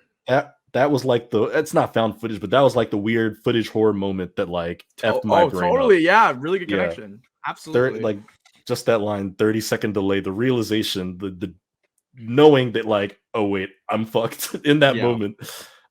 Just that hopelessness is excellent. So it's sad. Great scare. Kenny was just an innocent, like probably the most, I wouldn't say the most innocent necessarily, but like dude, he was just doing his job. Like, he had no business being a part of this at all. Exactly.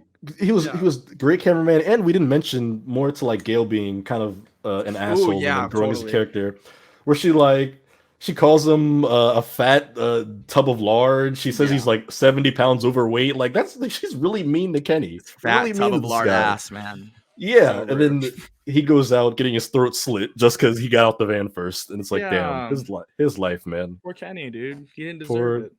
Poor Kenny. R.I.P. Yeah, I look forward to talking about Gail's other cameramen. Oh my god, is his name Joel? That's his name, right? In 2? Yeah, in 2. I think so. We're gonna have to fact check that, but I think his name is Joel. I keep on just randomly guessing character names on this show. I need to like start like a counter for as long as we do this series for. But yeah, he'll be a great one to talk about again because I think he's like the smartest character in the franchise. But totally. We'll save that for the Scream 2 of us. This is such a good sequence. This is such a good sequence, and now obviously like stakes are high again because the kills, you're realizing now this movie's wrapping up and they're about to start coming fast. This is, I think, where Sid gets in the police car. They have a moment in there with the keys, and once again going back to the physicality and charisma of Ghostface beneath the mask. He's dangling the keys and all that stuff is just so good. I don't know, man. Just I think it's really hard to capture a personality of a character that is constantly shifting and evolving as movies go on because of the different people that have been in the outfit. And yet they've maintained that aspect, that dark playfulness always to Ghostface that I love so much. Yeah. And then this is, I mean, I think we're skipping a scene with Gail seeing Kenny's dead body and just freaking out and crashing her car down the road, right? Yeah, she's driving and his like body's like falling down the like top of the car. She's like, Kenny, like get your dead ass off my car. Yeah. She's like still yelling at Kenny in death, like trying to get the hell out of there. Like, get off, you know. Then she takes a pretty hard crash. Like she crashes hard into a tree, right into a tree in that van. Yeah, that's not like a fender bender. Like she slams into that tree pretty hard. Enough for them to think that she might be dead. Like they just left her there for a reason. You know what I mean? Yeah. Great moment. I think this is also when Sydney gets out the car when she sees Dewey coming out of the house, and he's like, Sydney. And for that moment, you're like, oh, it's Dewey. And then like falls over and the knife's in his back, and then Ghostface steps out and yanks the knife out. And that's where I was telling you earlier, I'm like, Dewey is totally dead in this scene. Like, we know that at some point they were going to kill the character. Like, I'm like, when this scene was shot and he's laying on the ground there, I don't think anybody thought he was alive. Being alive. Yeah. I'm like, he is done because he lays there for a while and getting stabbed. Through the whole finale, literally. Yeah, that is not the place you want to get stabbed, right in the center of your back. No. But again, great scare, great reveal that you thought Dewey was safe, and it's like he's already been stabbed. Ghostface is here. Excellent stuff. And then when Sydney goes into the house, she sees Randy and Stu like running at her, trying to both convince that the other person is the killer, which is so good. And she says, "F both you guys," slams the door, and again, I'm just like, that's genius. I just don't know if I was in her shoes if I'd be able to straight up do that. Like I'd just be like, yo, I don't either. I would just be like, hold the gun on and be like, y'all gotta leave me alone though. I don't know what to do. You gotta leave me alone. Backing up in the house, she closes the door, and that's when she sees Billy like flop down the stairs. And for the audience member for the first time, you're still like, okay, maybe he is innocent probably, and he's hurt, but he's not dead, thankfully. Randy busts in, says Stu's gone mad, and the most iconic line of the movie. We all go a little mad sometimes from Billy, and he just clocks him, dude. Just shoots him. Just shoots him. Just shoots him. And then I love just the nonchalant response or the follow-up. And he's like, what's Norman Bates? What's name? Norman Bates. Norman Bates. Yeah, he's like Norman Bates, Psycho. Yeah, just dropping his like movie quote there because he's such a film nerd. He had to let everybody know that he just quoted like one of his favorite horror movies. Yep, I love JB Kennedy's scream when he gets shot too. I just want to point that out. Weird little thing, but his scream is just so genuine. No, Billy! It just flops back through the table. Oh my goodness. Real shock, because in his mind, he knows it's Stu. Like, he doesn't think it's He's like, I know. Yeah, he's like, I caught him. I know Stu's the killer. So when the other dude pulls out the gun, it's like, what the shit is going on? Great moment. I also, what commitment from Billy to throw himself down those steps just to sell it for 10 more seconds, just to sell it. Yeah, it's not easy to do. Dedication to his craft. What can you say? Yeah, and then he keeps pushing his movie references because then he's covered in blood. He licks the blood off his finger, which people love that shot of Skeet Ulrich licking the blood off or sucking the blood off his finger. And he's like in this movie. What can you say? Yeah, come on, hey, good looking dude. And he's like, I think he's like pig's blood or whatever. It's like same stuff they used in Carrie. Just layering those horror movie references on. Just dropping bangers in there. Sydney's bewildered. We're equally bewildered as the audience in that moment. And then Sydney goes to run to the kitchen, and then you thought that was the reveal, and then Stu standing right there, just body checks her with the voice changer, and he's like, "Surprise, Sydney!" And I forgot to mention it with Billy. I love the sound mixing to like cut together the real actor's voice, Skeet Ulrich, Matthew Lillard. I have something I want to say about that, dude. With Roger L. Jackson, I got to hear it because I love the way it sounds, but go ahead. The best. It is like both unintentionally funny and horrifying at the same time. Yeah. Where Billy all of a sudden goes, we're gonna play a little game called Guess I'm Gonna Die in that little like that weird like mixed voice. So good. Yeah. Good. No, it's again great sound mixing. Whoever's idea that was to like bounce back and forth because it totally sells it. Like, oh, that's how they sounded when they talked to the thing. I love the "What's the matter, Sydney? You sound like you look like you've seen a ghost," and you can just hear like Skeet Ulrich and Roger L. Jackson deliver that line like identically, like to a T. It's so good, so well done. Just again, great filmmaking on both counts there. Yeah. And yeah, I think we like move into the kitchen from here, and we get more just master class acting. We get the explanation behind all these things, and we kind of realize that Billy is like the mastermind of these plans, and he's been kind of pulling the strings to a point where I realize this. I wish I could credit whose YouTube video this was that pointed this fact out. I don't remember. I'm sorry, but. It's when Billy reveals that the reason he killed Sid's mom was because of an affair that his father had with her and pushed his mom out of the picture, Mrs. Loomis. Stu's face is also like, what? Like you could tell that there's like a shocked look on his face. I don't think I ever like recognized before or clocked really that he might not have been fully aware of Billy's true intentions from the get-go. Yeah. Which adds a whole weird dynamic to it. Yet he was still fully committed to going along with this, which it just, I guess, further solidifies how like batshit crazy he was. That he just didn't really need a good enough excuse to start murdering his friends. This is the problem though, and we're not going to spoil it, but I just want to mention it. Put a pin in it for when we talk about Scream 3. There is just a logistical huge problem with Stu not being aware of what's going on if Scream 3 is to be believed, but that's all I'm going to say about that for now. It just doesn't make sense, but that's fine. That's going to be so much of that episode. We have to I hate being that person that digs into like a movie's plot and I'm like, well, that doesn't make sense when you can. I hate people that do that, but it's so blatantly like bullshit. It just doesn't make any sense. But that's for another episode. But that just hurts, bro. Scream 3 episode is going to be fun. Cannot wait for it. Going to be so fun. And then this whole conversation with these three, Matthew Lillard / Stu was just dropping iconic quote after hilarious quote at just it's a Scream, baby, or these days you gotta have a sequel. So I'm feeling a little woozy here. You hit me with the phone, dick. Like it's my mom and dad are gonna be so mad at me. Yeah. So great. Every line he's like salivating, the like spits like flying out of his mouth, running down his face. Which is just it's beautiful. And then I love that Billy's problems. It all goes back to mommy issues. Like at the root of all of this, it all goes back to mommy issues. Like, wow, like that's what kicked off all this horrific like bullshit.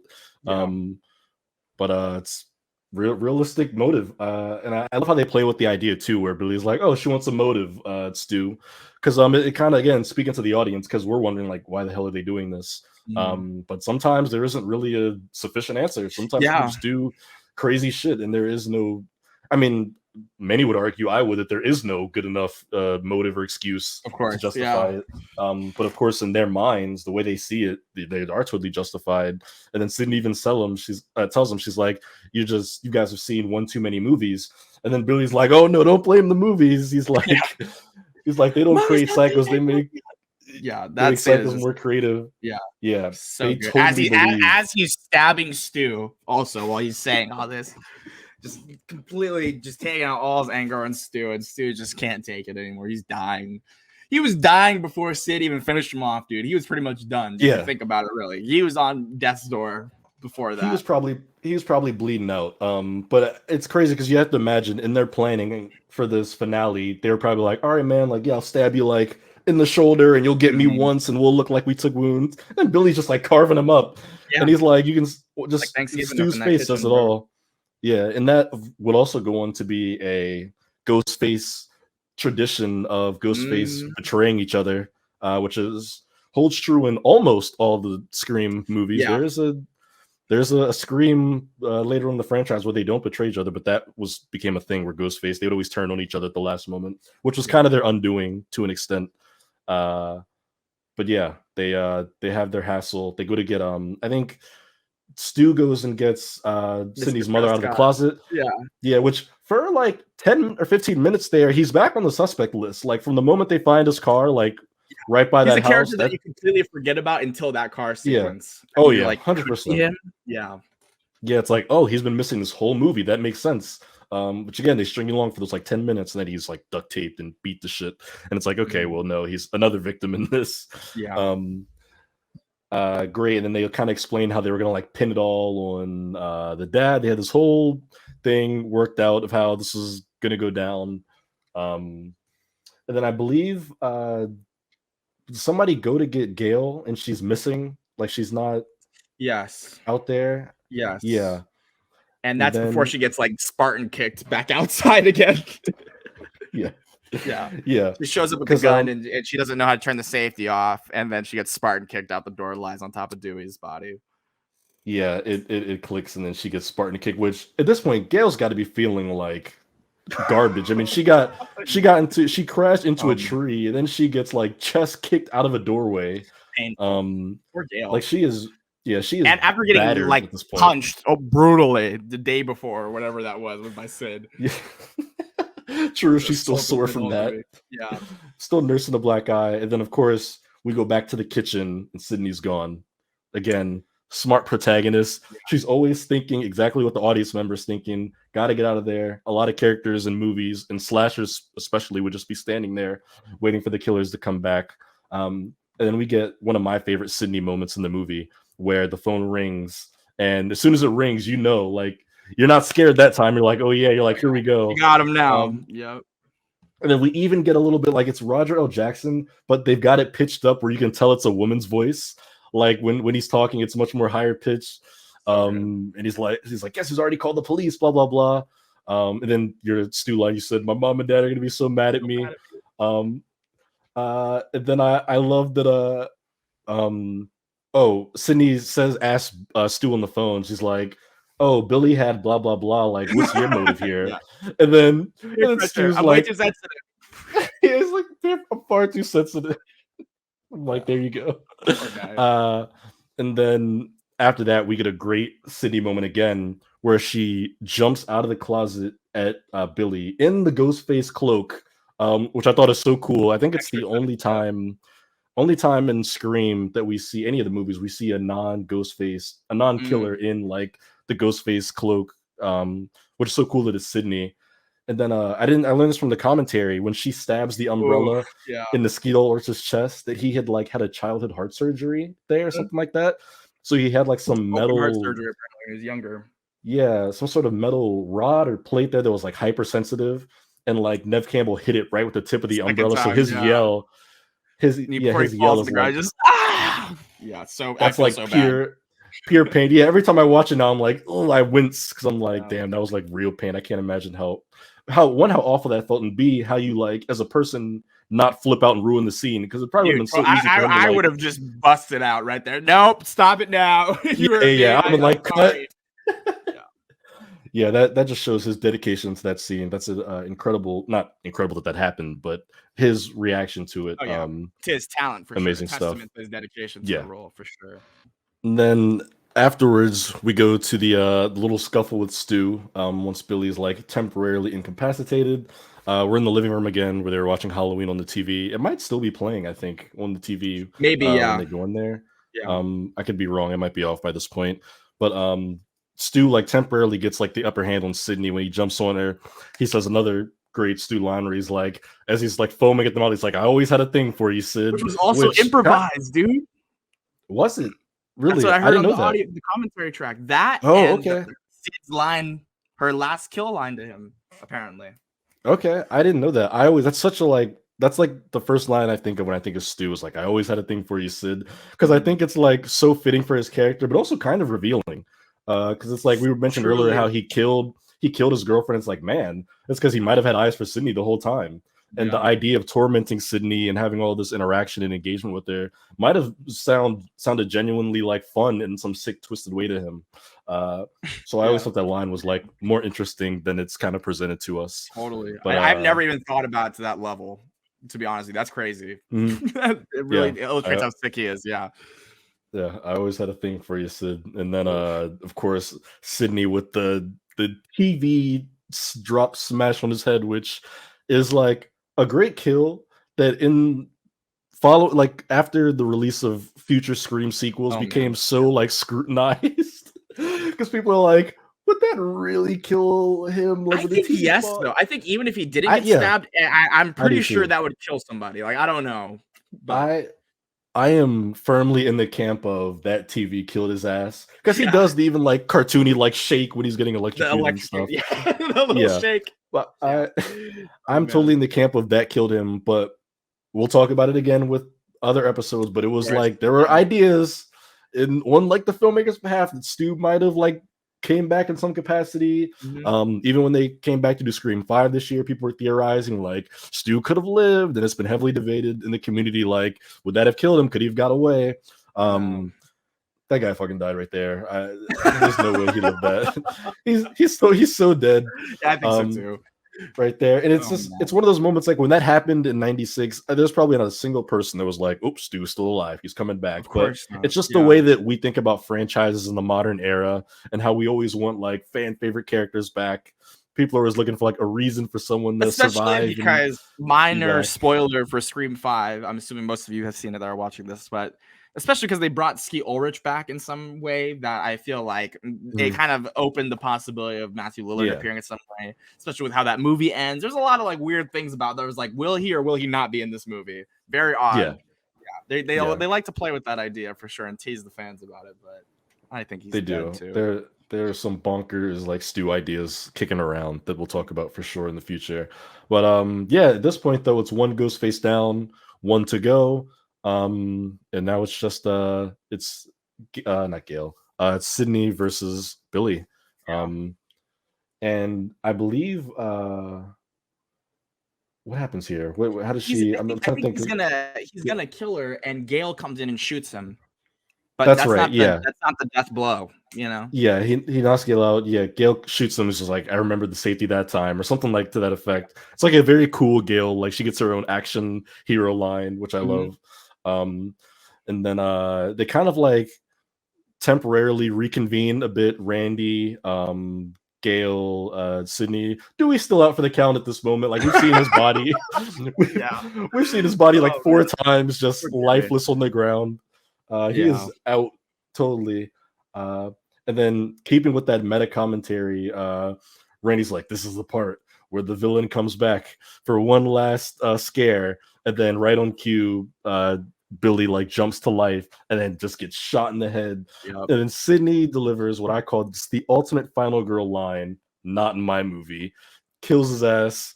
Game over. Killer's defeated. And then Mr. Prescott just like barges out the door for one more scare finally. And just jumps out there. Don't leave me in this closet anymore. Yeah, it's like I'll suffocate. And then we get like Dewey still alive somehow, some way. And is rolling away in the ambulance.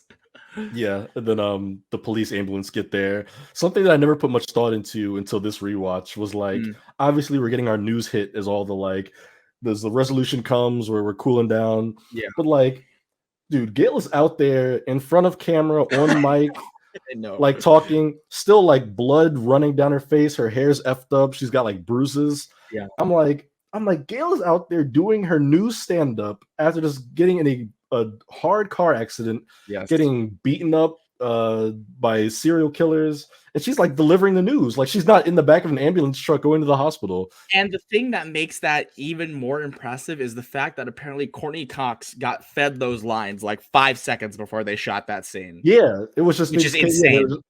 Which is yeah, insane. they just thought at the end like they should have a cool like that'd be a cool way to like wrap things up. I'm like she is such a badass for that. And again, give Gail her Pulitzer Prize. She deserves it. Please, yeah. Gail deserves it, man. Gail deserves it. And yeah, we get a beautiful shot of that iconic house. Not sunset, sunrise, because this is going through the night now. Mm-hmm. And we are off. That's Scream, yo. We got the little jump scare at the end with the slash, and that's it. I totally forgot that was the thing. Classic when they Scream. did that, they have something similar to that in 5, and I didn't even know that was an homage. Because it's like, yeah, it's like a weird Ghostface thing. I'm like, what was that about? It's still a scary movie, you know, and then that's it. Yeah, they just want to let you know before you leave the theater. Yeah. And something I want to mention before we outro here is that the credits of this movie bring back photo credits. They say this on the director's commentary. Wes Craven's like, we need more photo credits in movies, and I agree. Photo credits. But they just did it recently with Top Gun, just like they did with the first Top Gun. I loved it then. They've done it with all the Scream movies. Photo credits are always amazing. So I just want to throw that message out there. If I ever make a movie, photo credits will for sure be in it, without a shadow of a doubt in my mind. I'm with you. There's something so like warm about it, you know, and it's like that moment of like cooling down, like after a movie, especially a horror movie where like it's so like you're so on the edge of your seat and it's high intensity. They've got like the cool music's playing. It's great. I love that they brought that back in Scream 5. I love how it's just like all the characters are, like smiling, happy, talking, even the like bad guys. You know? Yeah, it's just them like smiling and talking and then like freezing. It's excellent. Well done. I even love the look of that font that we use here on our own names and that overlay you whip together. It is all great. And then movie was over. I was like, in my living room by myself, I just went, what a movie. I'm like, what a movie. I texted you right when I finished it today. I was like, that was just perfect. Like, there's no other way to like describe the film in my mind. It's just so good. I think it's an airtight horror movie that, holes and all and weird little plot conveniences and all, it just feels so sharp, so smart, so fun, very scary, still extremely thrilling. And it sets up both of our favorite horror series of all time. And I love this movie so much. So guys, I hope you loved it too. That was awesome. Oh yeah, and it does that setup in a great way too, because it's not, obviously this was before the modern era, but there is no real like sequel setup at the end of Scream. That's not at all. There, not at all. It literally could have ended right there, and it would have been amazing. It was just as amazing. Yeah, and that's a trait that kind of sticks with the franchise, even when it becomes a series of sequels. There's never really a Scream movie that ends with like someone picking up a knife. Like they always are open and shut cases, which I can always appreciate in a movie. But yeah, Scream 1996, the GOAT, legend that started it all. Where it's a ride from here, man. From Scream 2, 3, 4, 5. This is where it gets nutty. This is where it gets really nutty, which is the best. That was so fun, man. That was such a. Now that we're in the rhythm of this and doing a episode where we actually get to talk about that movie and kind of getting used to it, easy breezy, beautiful time. Thank you, Donovan, for being the best co-host I could ask for about this subject, my friend. And same to you, man. Scream 2, bro. I can't wait for this. And I want to say this now. We are going to try and get the episode for Scream 2 out while the movie is having its anniversary theatrical release. So I encourage you all to go check out Scream 2 early October. It's going to be in theaters. Please find it if you could do so safely. Huge recommendation from both of us, obviously. I think we're both going to try and do that, of course. So, yeah, we'd like you guys to do that too. That'd be pretty cool. And closing, anything you want to say to the fans, Dom, before we get out of here, bro? That's everything I have here. You've already got my social plug down there, which I greatly appreciate. I'm incredibly excited to jump into this next movie in the series. Future episodes are going to be really fun. I'm very much looking forward to it. Yeah, me too, man. I hope that with every episode, there is a gradual increase in production quality as we get more and more used to this. I think there will be, and I hope you guys are enjoying it along with us and enjoying these movies. I hope you guys didn't hate it. If you never watched Scream before and you watched it for this, I hope you didn't hate it. And I hope that you stick with us to the rest of these sequels, no matter how good or bad they may be. But yeah, my socials are right below too. This is another episode of the Woodsboro Retrospective. We will be back next time talking all things Scream 2. So stay tuned and we will see you then. Peace.